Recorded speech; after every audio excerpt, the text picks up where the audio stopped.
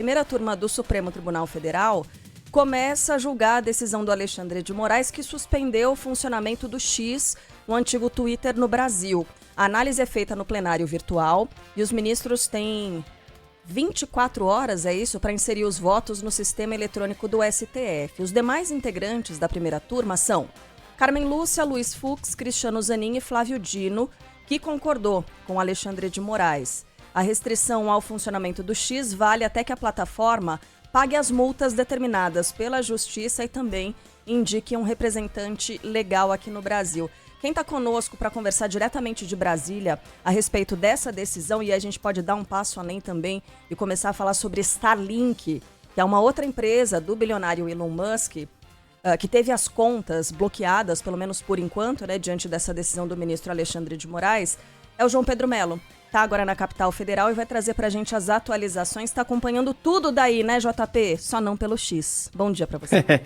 Bom dia, Carlinha. Bom dia para todo mundo que está nos acompanhando. Pois é, acompanhando tudo de fato também por aqui, mas não pelo X, porque não pode acessar, né? Até por conta daquela multa de 50 mil para quem acessar por VPN, entre outros pontos. Bom, a partir dessa segunda-feira, então, a primeira turma do Supremo Tribunal Federal está analisando a ação que trata a respeito do X, o antigo Twitter, né? Ele teve o acesso bloqueado em todo o Brasil por decisão do ministro Alexandre de Moraes e esse processo está sendo julgado no plenário virtual da Corte. Até agora já temos o voto do ministro Alexandre de Moraes e do ministro Flávio Dino, que seguiu, inclusive, o entendimento de Moraes e votou por manter a suspensão do X em todo o país. Bom, com isso, cresce a expectativa pelos novos capítulos do embate entre o ministro Alexandre de Moraes e o bilionário Elon Musk, dono da plataforma, e ele, durante o fim de semana, criou um perfil no X para publicar o que chamou de ordens ilegais de Moraes. Defendeu o seguinte, que não há transparência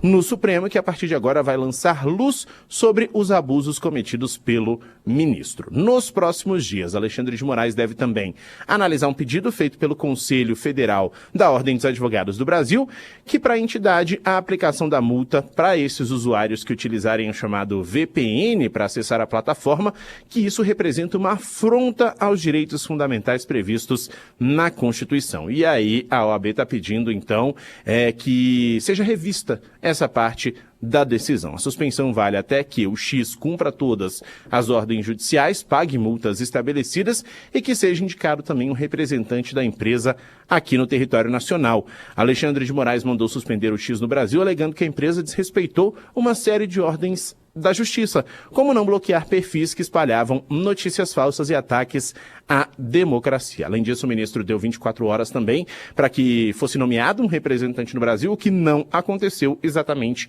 Por isso, o X está bloqueado em todo o país. Essa questão das VPNs parece um detalhe, mas no fim das contas não é. A gente teve, né, JP, na própria sexta-feira, ali a divulgação de uma... O ministro voltou atrás com relação a uma das decisões das VPNs. Continua valendo essa multa, como o JP disse, o OAB dizendo é uma multa que não é legal, segundo, legalmente falando, tá? Não estou dizendo, não é legal, não. Legalmente falando, não seria viável essa multa de 50 mil reais para quem usa VPN.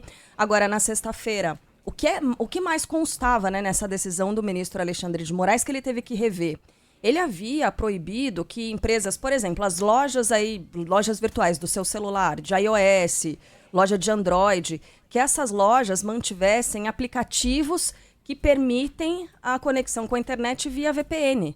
Quer dizer, essas empresas que não têm absolutamente nada a ver com o embate entre o ministro e Elon Musk não podiam deixar à disposição esses aplicativos que oferecem, né, essa possibilidade de conexão via VPN. E para que VPN é usada? Para que são usadas, né, essas redes aí de conexão? Tem gente que viaja para outros países, por exemplo, um executivo brasileiro vai trabalhar na China. Ele tem que acessar algumas plataformas que a China não permite. Então ele usa a VPN, que faz o quê? Ela é uma espécie de túnel, né, entre o usuário e ali o endereço final que ele quer usar, e esconde o IP do computador dele, não mostra o endereço onde ele está. E assim ele pode se conectar com qualquer plataforma em qualquer parte do mundo.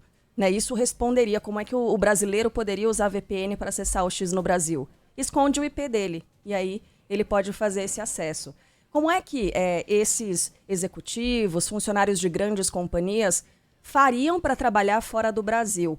Ou muitos dos documentos de empresas multinacionais ficam em outros países, então essas pessoas têm que usar VPN, essas companhias têm que usar VPN para aumentar a segurança dos dados da empresa.